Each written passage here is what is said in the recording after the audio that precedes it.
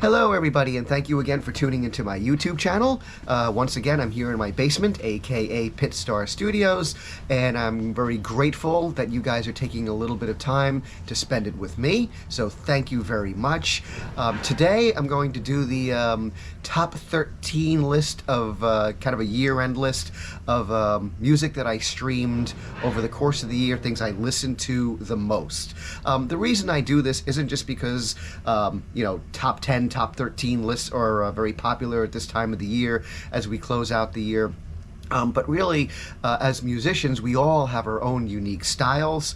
But what happens, and this is a good thing in my opinion, is we find ourselves listening to different music, and we incorporate that sometimes subconsciously or very consciously into our own playing. So I think it's important that we acknowledge what influenced us throughout the year, and hopefully what has helped us to grow as musicians in our journey. So before I get on to the list, of course, again, thank you for tuning in.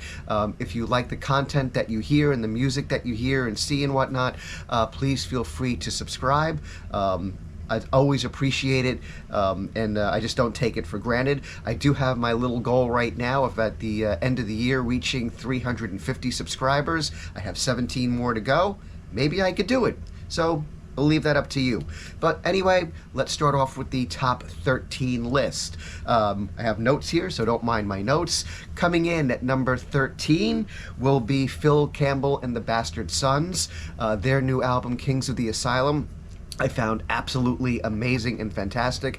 It's a great hard rock album that kind of glides right into metal very nicely. I'm a big Motorhead fan as well, so hearing Phil Campbell do different styles and different things I think is pretty awesome. So to me, Kings of the Asylum album is one of the Bastard Sons' best albums, and their most recent, definitely worth checking out.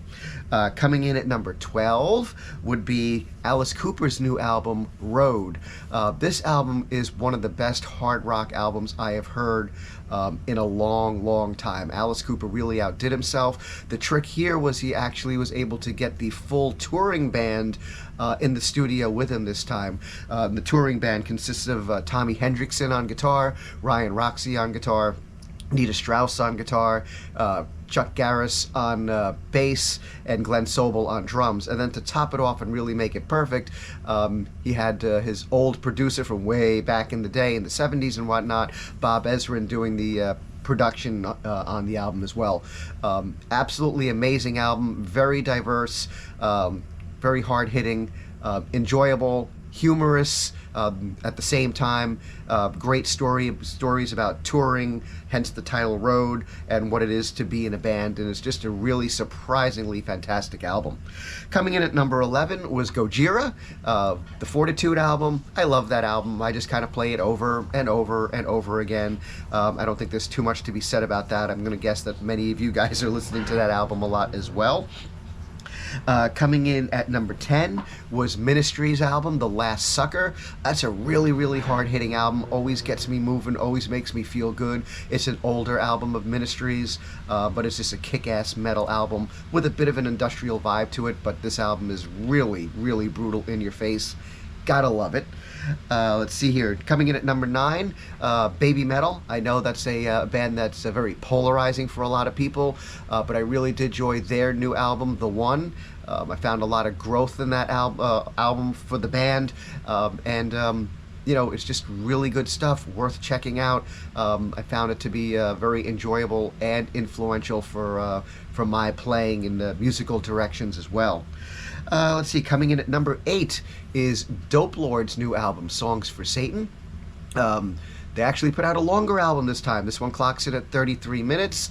These guys are from Poland, kind of more of a stoner doom band, but they do really good stuff. Really enjoy them. They're probably one of my favorite doom style bands. They definitely had some influence on me this year in a very positive way, and I can definitely hear how they kind of tracked into my music from time to time. So thank you, Dope Lord. I think it was a positive thing you did for me. Coming in at number 7, Sons of Apollo Live. That album, of course, features Mike Portnoy and Derek Sheridan, as well as Jeff Scott Soto, Ron Bumblefoot Thal, and Billy Sheehan. So it's kind of an all-star band. This is just a great album with lots of fantastic covers, a lot of original Sons of Apollo songs, and some Dream Theater songs as well. It's about a 2-hour, 40-minute live album. I think this was on my list last year, and the musicianship on this is so incredible that it's always getting streams from me. It's just something I listen to often. Worth checking out if you're interested. Coming in at number 6, a favorite band of mine, Tool. I did find myself listening to the Fear Inoculum album a lot this year. The album's like Tool, it's dark, it's moody, but it's very diverse in its sounds, and it just kind of does good for me mentally, and I think it works well for my playing as well. So we have Tool on the list too. Number 5, Dream Theater's Train of Thought. Yeah, that's a real old album by them at this point, but this album unexpectedly got me through some really hard times. When I lost my job back in March, for some reason I found myself listening to this album. This album made me feel better about myself. There was just a proper amount of anger in the lyrical content to kind of express how I was feeling. And then actually I was listening to this album on the way to a job interview, and it was a job interview that I got as well. So I'm still at that job right now, 7 months later. So that Dream Theater album just kind of stuck with me for the entire year. Train of Thought, really good, probably their heaviest album that they've done.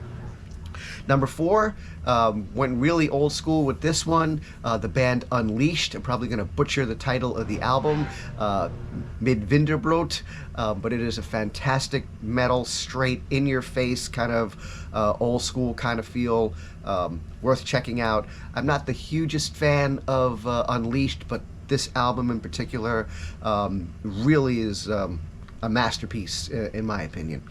Let's see, number 3, we have Lamb of God, basically the self-titled album and the newer album Omens. I ended up putting them on a playlist, and I just kind of listened to it continuously, so I turned those 2 albums into one album.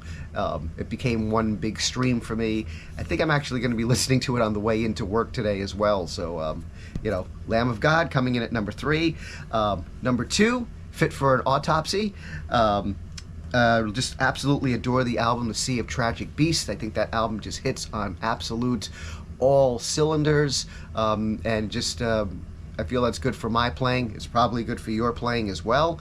I'm also very excited to go see Fit for an Autopsy and Exodus in 7 days, so I'm looking forward to that show as well. So I can't speak this morning. Fit for an Autopsy coming in at number 2, and then number 1 is the same album as last year's number 1, which would be Rotting Christ, and the album entitled Rituals. I love Rotting Christ. I love everything that they do. This album to me is just groundbreaking and kind of mind-bending for me, and just influential as well. So that's it. That's the top 13 list. I hope you enjoyed this. Feel free to share any of your favorites that you listen to throughout the year and that may have influenced your playing throughout the year as well. Again, the business side of things, please feel free to like and subscribe. Stay well, stay metal, have a safe and healthy holiday season. Take care. Bye.